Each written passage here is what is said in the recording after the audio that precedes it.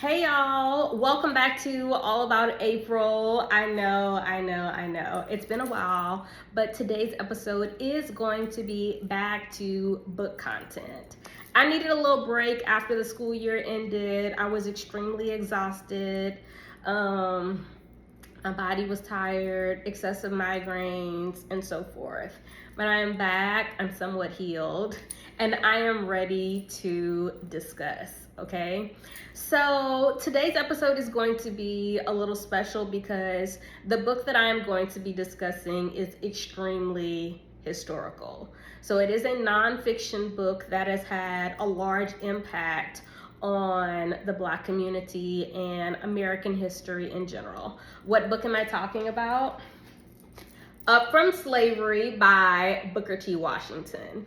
Now, for those of you who have gone through grade school, K to 12, or even going to college, you know that Up from Slavery, a lot of times, and Booker T. Washington, his work and beliefs, they tend to go up against W.E.B. Du Bois and his beliefs for Black America as well. And this is going to be mostly after the Civil War, Reconstruction, legal segregation time, okay?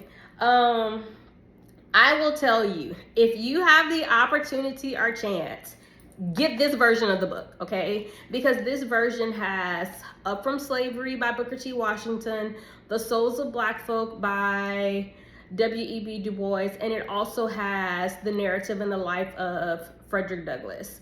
And all three of these books are absolutely necessary for you to have, not just on your bookshelf, but for you to be able to reference periodically whenever. And I will tell you that these books actually today still resonate very, very deeply. There are some quotes in here where I'm like, this sounds familiar. And there are sometimes, quotes where I'm like, okay, I've heard someone say this and I don't agree, but a lot has not changed. So yeah, if you can find this version, I highly suggest you get this one because this is the one that you can consistently reference back and forth with anything. Without further ado, let's go ahead and get started. Now, if you hear me say BTW, that means that I'm talking about Booker T. Washington. In my classroom, we tend to give historical figures nicknames. So for instance, we call Frederick Douglass Freddie D. They called Harriet Tubman Big Harriet because, she was her. We call Thomas Jefferson TJ. Just some examples for you to be able to reference as I'm going through this particular review. Now, I'm going to tell you, I was messaging, a couple of my friends as I was reading, and I had to put the book down sometimes because it frustrated me. It annoyed me, and then there were some moments where I was extremely proud to actually read and understand what he was going through. But the frustration a lot of the time came from the fact that he was a formerly enslaved person who had what he would consider a typically good life. The way he described it in the book, he was not mistreated. A lot of the people that he was around also were not mistreated. And when the Civil War ended, they were not prone to wanting to leave the farm or the plantations. They were pretty content because their masters treated them well, even to the point where when they were ill, they would take care of them. They would take care of their kids. They walked them to the gravesite, just a whole bunch. And for me, I believe that played a large role in how he moved forward from Reconstruction on. His perception of his masters played a large role in his perception of white America. And fortunately, it allowed him to be able to produce one of the most prestigious universities in Tuskegee. On the other hand, it also limited his ability to be able to see Black America in all aspects, not just for what he experienced. And with that being said, I want to start off with the things that I was very, very proud of him within the book. Number one, he received an honorary degree. And I know a lot of y'all are going to be like, honorary degrees, no.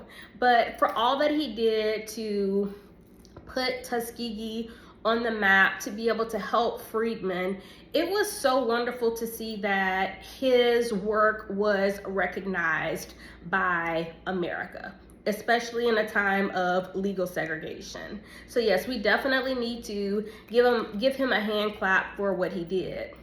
I was pleasantly, I think the success of Tuskegee, we can't even say enough of how great this was, not just for Black America, but for all of America. This was a symbol that, yes, we can leave the farm and plantation and become these great people with great skills and live in society as the citizens that we always should have been. And that is something that cannot be undermined, because what they did at this school was amazing. There was a part in the book where as he is establishing the school, he struggled. Like, let's be clear, we see the finished version, and a lot of times we talk about the finished version of him, but homeboy was like sleeping outside, didn't have enough money to be able to pay his fees, was working as a janitor to be able to pay his fees. And this is where this hard work and the perception of life ultimately comes from. And this pushes him and motivates him to want this for other people. So yes, a lot of Tuskegee is also rooted in what happened to get him there in the first place. So, but while there, he also learned at Hampton University, this is where he was educated, about the value of the toothbrush and soap. Okay, so you people who talking about you only bathe 3 times a week, cleanliness is next to godliness. I don't make the rules, boo. I don't make the rules. I'm only telling you what has been established. And it was so significant to the point where he said when people were going to Tuskegee, they knew they had to be clean and they had to bring a toothbrush. And I think that that is so amazing that that was something that was highly promoted, because y'all know we are all about, cleanliness and positivity, body positivity, etc. So yeah, that was a really, really positive moment for me reading the book. What this school and these principles provide for freedmen. So now we have a school or a place for people to be able to go, to be able to hone their skills and to be able to establish a life that they could live successfully within America. I think that was really, really great. I also love that he honed in on the industrial aspect that the freedmen had. So knowing that they were coming from the farm or the plantation and they had skills that pretty much they had a monopoly on. We know that a lot of whites at that particular time, they did not have those skills to be able to work effectively within society. We did. So what did they need? They needed us. And in order to be able to have those skills, we would be able to pretty much control that situation in that aspect because of the skills and knowledge that we had. And one of my favorite parts also was him realizing the significance of bricklaying and the way that they actually used the bricks within the book. No one was using it in society in that way. And so a lot of whites, Southern whites, they were going to them to get these bricks because of the longevity and the actual how good the materials were. So Tuskegee was really becoming a place that was known for providing high quality products and also a high quality education. And then, of course, he also describes the black belt. So a good part of this book is understanding exactly where enslaved people or freedmen actually resided. And the black belt was that. And I want to read a little bit for that. What is the black belt? So far as I can learn, the term was first used to designate a part of the country which was distinguished by the color of the soil. The part of the country possessing this thick, dark, and naturally rich soil was, of course, the part of the South where the slaves were most profitable, and consequently, they were taken there in the largest numbers. Later, and especially since the war, the term seems to be used wholly in a political sense. That is to designate the counties where the black people outnumber the white. We've heard about the Bible Belt, but for those of you who are unfamiliar, the black belt does exist, and we know that the Deep South is a huge part of that. So yes, let's give credit for what he has done, because this really filled my spirit. Now, I will say the parts that did not really resonate with me, number one, while he pushed for industrial education for the freedmen, and it did work to create a society for us to be able to live in, he was very hesitant on things like the political atmosphere and blacks actually learning let's say Greek, Roman, the alphabet in that capacity. He felt that you needed to be skilled in what you should learn before you went into that. And I felt like that was very limited. And I will say for me, I think a lot of those thoughts come from the fact that I am an educator, and I believe that giving people opportunities to be able to strive in their strengths is what we should do. Now, was that a strength for them at that time? Yes. But we also were able to see that many of the freedmen were able to learn very quickly. And that learning could lead to more for us in more aspects. And I was also pretty surprised at his thoughts on the political atmosphere. It was almost like he didn't really have a lot of, I'm trying to find the word. He didn't really have a lot of positivity in regards to, and I want to read to you what he said. I believe that in time, through the operation of intelligence and friendly race relations, all cheating at the ballot box in the South will cease. So at this point, he's like, they might stop doing the foolishness at the ballot box while people are voting. And we're talking about white Southerners. But then he goes on to say, as a rule, I believe in universal free suffrage. For those of you who don't know what suffrage is, suffrage means the right to vote. But I believe that in the South, we are confronted with peculiar conditions that justify the protection of the ballot in many of the states, for a while at least, either by an educational test, a literacy test, a property test, or by both combined. But whatever tests are required, they should be made to apply with equal and exact justice to both races. Y'all, I was like, no, bruh, no, we're not doing that.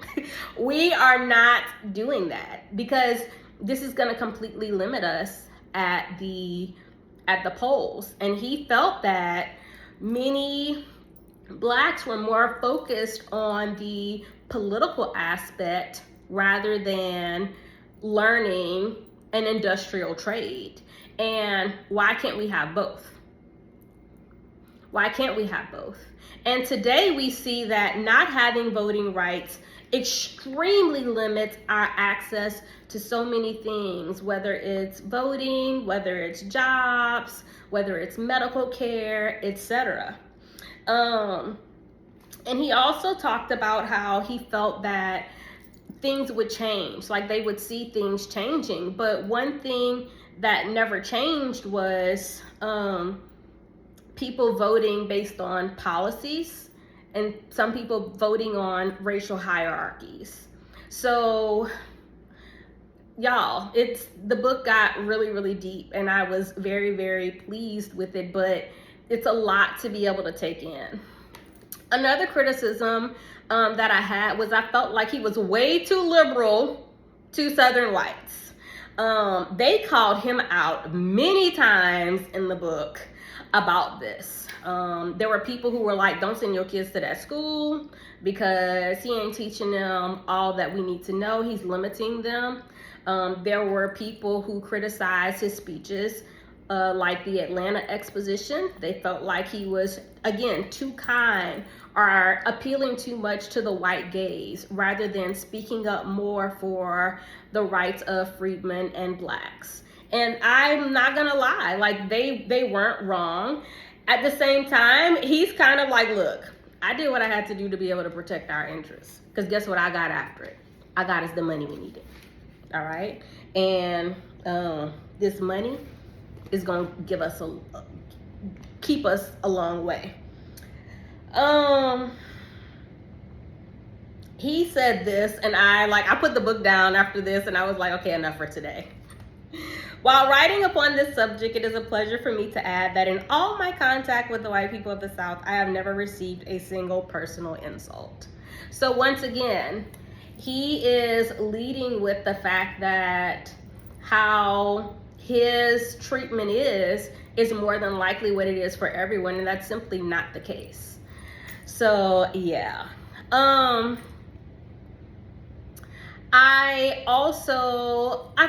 He had two wives. One was Olivia Davidson, his first wife. And y'all, like, both women dedicated their lives to the cause of education, especially Tuskegee. And his first wife, Olivia Davidson, there was a part in the book where they talked about that she was supposed to be going into a meeting, but she was so exhausted that she was sleeping. And like she missed part of the meeting. They had to go and wake her up.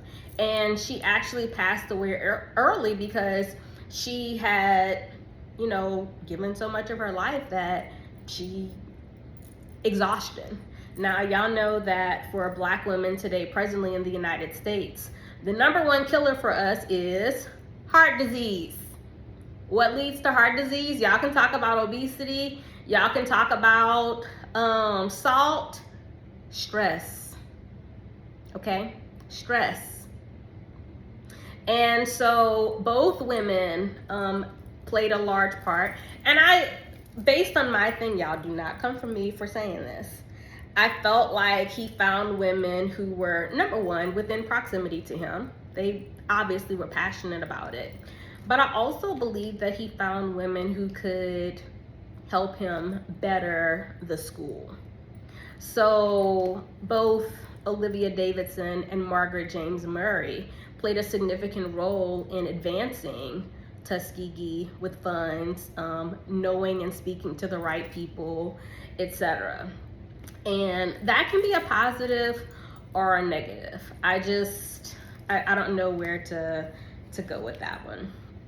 And another negative is going to be his views of the KKK. So again, I'm gonna read to you because I don't want y'all to think I'm just making stuff up. He said, in regards to the KKK, today, there are no such organizations in the South, and the fact that such ever existed is almost forgotten by both races. There are few places in the South now where public sentiment would permit such organizations to exist. And I literally wrote in the book, Be So For Real, the denial. Like, sir, what are we doing here? What are we talking about? And I believe that there is a place and a role for all of this.